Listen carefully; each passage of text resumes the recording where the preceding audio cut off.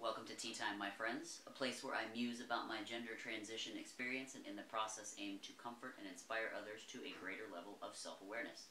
I am Artemis, and I'm going to start doing some videos that are user-submitted questions, or viewer, I should say, viewer-submitted questions.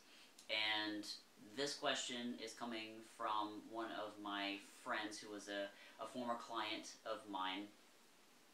And she is, we'll say, just a little bit older than me. And she had some questions when I told her that I was transitioning about a year ago. She had some questions that were very interesting to me because I had never thought from her perspective before. She grew up in a very different generation from me. And so some of her questions were things that I never would have been able to fathom. And so I'm very glad that she was curious enough and brave enough to come forward and ask me these questions, and furthermore she was okay with me using this question as a platform to jump on a discussion. So the question that she had was, can you still be gay after you transition? Which I didn't quite understand what she meant by that until we went through further with the discussion, so I'm going to go through that with you. And normally, I would not read from a script that I've written, but I feel like I said it a lot better here than I could just speaking candidly, so I'm going to be reading a lot from what I wrote here, and also to make sure that I get correctly what it was that she was saying. Before we get into that, though, we are enjoying sweet carrot cake tea, courtesy of the Rose and Vine Gift Company today. I like to sweeten mine with a little bit of honey, but she makes some pretty bomb cloud sugar, which is a special blend of sugars that if you don't really like the particular taste of honey, she has that for sale as well as her teas. So, thank you. So, we'll get right into this here. I'll preface this all by saying that I came out as a lesbian in 2016, and then 3 years later, I decided that I wanted to transition. So, when I told Kathy that I was transitioning, that's when she came back to me with this question that she had been pondering, and it included a reference to Caitlyn Jenner. And I will say that as a transgender person, it pains me to think that most of what people know, or maybe some of the older generation knows about the transgender community, is what they see in public figures. And unfortunately, I feel like a lot of times they are a misrepresentation because they're generally very unstable characters. Just because they have a lot of money does not mean that they have any of their stuff together any better than the average person. So it's my goal on this channel to kind of bring other perspectives and hopefully some more healthy perspectives to the table for people who are either inside the community or outside the community to be able to see what those look like. So with that being said, my friend said, I thought Caitlyn Jenner transitioned to a woman so that she could be with men, but now she is with a transgender woman. So are you going to still seek out women after you transition? So there's a lot to unpack there, but there's two specific things that we're going to go through in this video. One is that you should never transition to justify your sexual preferences. It's the wrong way to go about transitioning, and it's one reason of many that there are detransitioners out there, people who transition and then realize that they didn't need to transition. They used transitioning as a way to fix their perceived problems, which is another video that I discuss about detransitioning. So that's the first point. Don't transition to justify your sexual preferences. And two, gender expression is an independent factor to sexual orientation. So they're two totally separate things. One is not indicative of another. So let's start with the first point. I don't generally follow mainstream media, so I actually had to go Google up what's going on with Caitlyn Jenner and find out what she's put out there in the public.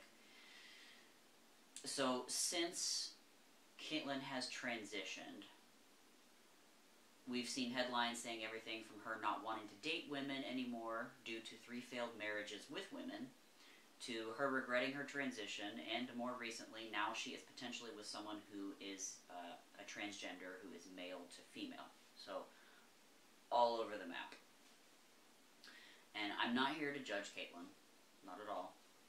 I will be the first to admit that without doing some serious inner work and therapy, it's likely that you will take actions that are inconsistent with what you say, and just in general are inconsistent. And I don't know exactly why Caitlyn transitioned, so what I'm about to say is potentially all conjecture. But my friend brought up a point that perhaps the reason some people transition is because they are trying to follow some social norms. And in this case, that Caitlyn transitioned to be a woman because she wanted to be with men. So it would justify, in her mind, she felt she was heterosexual, so she would then transition to being a woman so that she could sexually be with men. And for the sake of this discussion, let's just focus on the point that if Caitlyn did initially transition, she transitioned just to justify being with men, then this would make sense why later she would regret transitioning and consider detransitioning back to Bruce. She never actually wanted to be a woman in the first place, and was just trying to find a way to be more comfortable with a sexual attraction to men, because it's possible that as she was growing up, homosexuality was still very frowned upon, and she never cleared that up within herself. I'm not saying I know this to be true of Caitlyn, and that's just an example for the point, a hypothetical situation, but I'm sure that there are some people out there who actually make this mistake. If you think you're transgender, it's important not to rush treatment or the decision to pursue that change, and if possible, seek therapy. Not because there's something wrong with you in being transgender, but because the reasons you hold for transitioning could be influenced by some unhealthy cultural biases that you believe, or faulty foundational beliefs that you hold. As social creatures, we have a tendency to want to fit in and follow the crowd, but it's only when we strip all of that away do we begin to see ourselves for who we really are, and not just the part in society we play or the ways we behave to protect ourselves. So hopefully that makes sense. To address the second point, that gender expression is a completely separate aspect of you from your sexual orientation. I'll use myself as an example. Since puberty, I've been sexually attracted to women, and it's highly unlikely to change as I continue with my transition.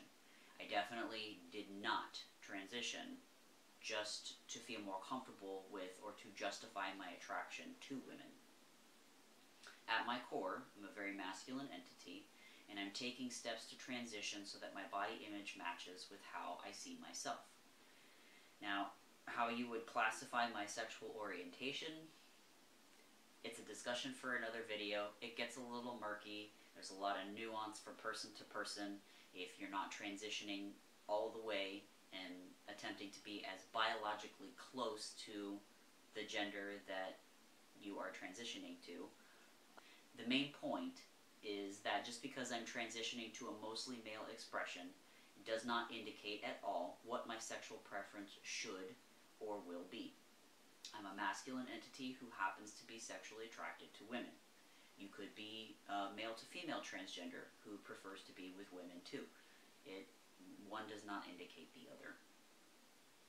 And labels can paint us into boxes too if you allow yourself to make assumptions without being curious enough to ask questions. My friend was curious enough to clarify her own misconceptions about what being gay or lesbian actually meant. And for her, as I understand it, she thought that if I identified as homosexual as a female, that when I transitioned to male, in order to still be homosexual, I would then have to be with men. Which is why classifying my sexuality is a little murky, I suppose, because technically I'm a biological female, and I'm attracted to women, even though I transition mostly to be male-presenting. I'm still not a biological male. So again, that's going to be a topic for another video. So for her, if I identified as a lesbian, as a homosexual, that if I transitioned to being more male, I would then have to be sexually attracted with or be with men, if that makes sense. If you have a good, respectful relationship with someone, you can show love and care by being curious about how they see themselves and how they feel, and just ask. And so all of this is part of, an amazing variety that humans can express, and having one character facet doesn't necessarily indicate that you have another one. So thank you, Kathy, for that really engaging conversation, and hopefully this helps somebody else who might have a similar question, or it may bring other questions to mind. So if you have some other discussion topics, I'd like you to leave those in the comments below. And we will see you on Tea Time next time.